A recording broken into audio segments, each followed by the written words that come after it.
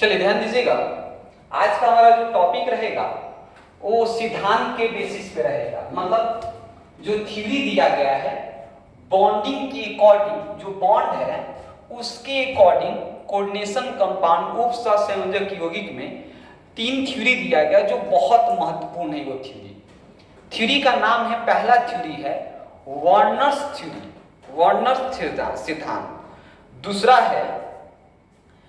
दूसरा है valence bond theory और तीसरा है क्रिस्टल फील्ड थ्योरी। ये तीनों थ्योरी अपने आप में इंपॉर्टेंट है, अपने आप में इंपॉर्टेंट है तीनों थ्योरी। तो ये थ्योरी जो होता है डायरेक्ट एग्जाम में क्वेश्चन भी आ जाता है डायरेक्ट कि इस थ्योरी को लिखें कि वर्नर सिद्धांत किसे कहते हैं, या संयोजकता बंध सिद्धांत वैलेंस बॉन्ड थ्योरी किसे कहते हैं, या क्रिस्टल फील्ड थ्योरी किसे कहते हैं, डायरेक्ट क्वेश्चन आ जाते हैं। तो सबसे पहला हम जो थ्योरी लेंगे वो थ्योरी होगा हमारा वर्नर्स सिद्धांत। कौन सा सिद्धांत?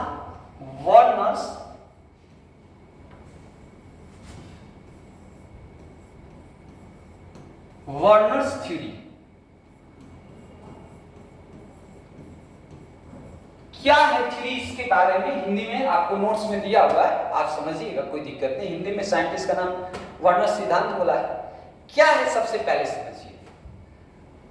बोल रहा है कि जो केंद्रीय धातु आयन होते हैं, सेंट्रल मेटल आयन होते हैं, जो आबंध बनाते हैं अपने द्वारा, उसी को वर्नर्स सिद्धांत कहा गया है, केंद्रीय धातु आयन।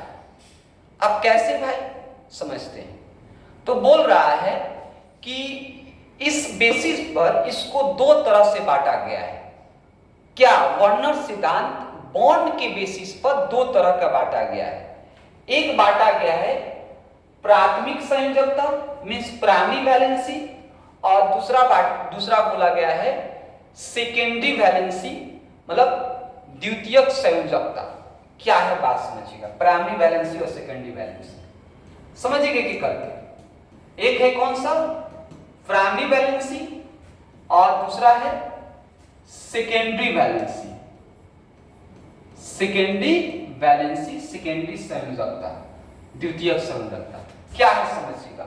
सबसे आसान तरीके से आपको बताते हैं।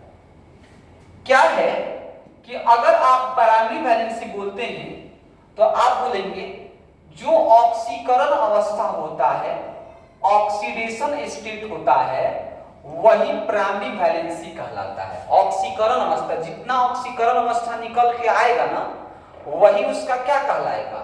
वही उसका कहलाएगा प्राइमरी वैलेंसी है, प्राथमिक संयोजकता है। दूसरा का क्या है? Secondary valency. जो उसका कोऑर्डिनेशन नंबर रहेगा, समन्वय संख्या रहेगा, उसी को हम क्या बोलेंगे? सेकेंडरी वैलेंसी बोलेंगे। कौन सा वैलेंसी बोलेंगे? सेकेंडरी वैलेंसी बोलेंगे।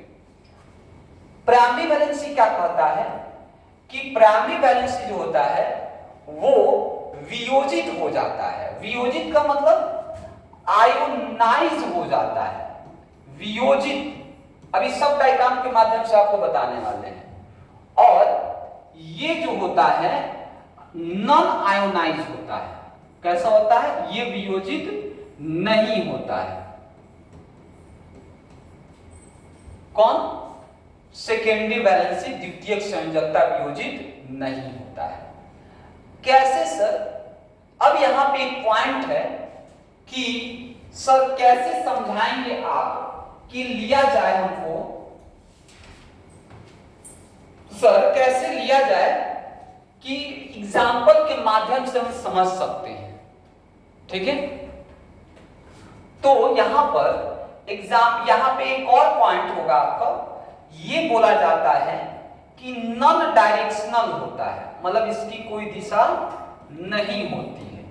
और ये क्या होता है? डायरेक्शनल होता है, मतलब इसकी दिशा एक निर्धारित होती है। तो सबसे पहले 3 पॉइंट आप याद रखें। प्राथमिक संयोजकता क्या? तो जितना ऑक्सीकरण अवस्था आता है वही उसका प्राथमिक संयोजकता है। द्वितीयक संयोजकता क्या? जो उसका कोऑर्डिनेशन नंबर होता है, समन्वय संख्या होता है, वही द्वितीयक संयोजकता होता है। अगला प्राथमिक संयोजकता, प्राइमरी वैलेंसी आयोनाइज होते हैं, ये क्या हो जाते हैं, मिल सकते हैं विलय में, और ये नॉन आयनाइज होते हैं, मिलते नहीं है। अगला, ये नॉन डायरेक्शनल होते हैं, इसकी कोई दिशा नहीं होती है, और ये डायरेक्शनल होते हैं। एक और पॉइंट, महत्वपूर्ण पॉइंट समझ लीजिए। आप कहेंगे कि ये जो होता है इसको डॉट डॉट से किया जाता है सूचित, और इसको सॉलिड लाइन से किया जाता है। किसको? द्वितीयक संयोजकता को। तो 4 प्रॉपर्टीज याद रखिएगा, किसके द्वारा? वार्नर सिद्धांत के अकॉर्डिंग दिया गया ये वाला। अब आप कहेंगे कैसे सर, आप बताइए सर कैसे आपने ला दिया इसको? तो हम एग्जाम्पल के माध्यम से बताएंगे, समझिएगा। एग्जाम्पल हमने बोला कि बताइए पीटी है और इसके साथ NH3 का 6 है और बाहर में Cl3 है। अब इस स्ट्रक्चर को हम बताएंगे कि प्राइमरी वैलेंसी कौन है और सेकेंडरी वैलेंसी कौन है। तो सबसे पहले ऑब्जेक्टिव क्वेश्चन बन सकता है यहां से कि इसमें प्राइमरी वैलेंसी की संख्या और सेकेंडरी वैलेंसी की संख्या बताइए। तो सबसे पहले आप ऑक्सीकरण अवस्था लाइए। ये उदासीन है तो ये टोटल 0, 6 है 0, क्या बोले, कोई दिक्कत? आगे आते हैं। क्लोरीन का -1 होता है, ऋणात्मक लिगेंड होते हैं, तो -1 × 3 = -3, और -3 इधर आएगा तो क्या हो जाएगा, +3। तो ऑक्सीकरण अवस्था बोलू क्या आया, +3 आया, है ना जी। अब आते हैं, अब आपसे पूछे कि बताइए इस स्ट्रक्चर में प्राइमरी वैलेंसी की संख्या और सेकेंडरी। हम आपको बताए हैं कि अगर प्राइमरी वैलेंसी की बात करें तो प्राइमरी वैलेंसी जो ऑक्सीकरण अवस्था होता है वही। ऑक्सीकरण अवस्था कितना है, 3 है कि नहीं। और सेकेंडरी वैलेंसी क्या है, तो सेकेंडरी वैलेंसी समन्वय संख्या को कहते हैं, के वो है टोटल 6, ठीक है। तो ये इसका सेकेंडरी वैलेंसी हो गया। अब आपको पता है कि primary valency co dot dot dot द्वारा सूचित करते हैं, और सेकेंडरी वैलेंसी को किसके द्वारा सूचित करते हैं, सॉलिड लाइन द्वारा सूचित करते हैं। अब कैसे सर आप बनाएंगे सर, तो ध्यान दीजिए कितना आसान तरीका है। हमने यहां पर क्या रख दिया, हमने यहां पे रख दिया बीच में पीटी, और यहां पर हमने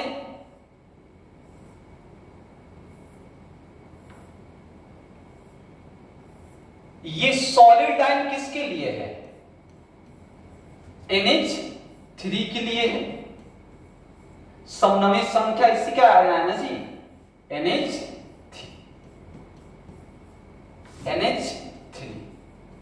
इधर भी लिखा सकते हैं, कोई दिक्कत नहीं। और ये क्या है, सेकेंडरी वैलेंसी है। अब कहेगा सर कैसे, सर देखिए सर सेकेंडरी वैलेंसी 6, ओके। अब आते हैं प्राइमरी वैलेंसी। प्राइमरी वैलेंसी में क्या आ रहा है, 3 आ रहा है, तो Cl के वो है, Cl के वो है, सॉरी 1 मिनट, इस तरह से Cl क्या, Cl, ये क्या हो गया प्राइमरी वैलेंसी। और तो डायग्राम के माध्यम से भी दे सकता है कि बताइए इस डायग्राम में कितने प्राथमिक संयोजकता और कितना द्वितीयक संयोजकता है कि नहीं। तो ये क्या है, वार्नर सिद्धांत आपको बोला गया।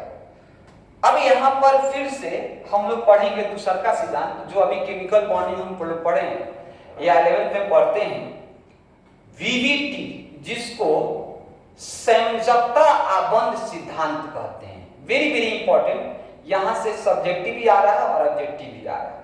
संयोजकता आबंध सिद्धांत क्या है इसको हम देखेंगे, रुक जाइए।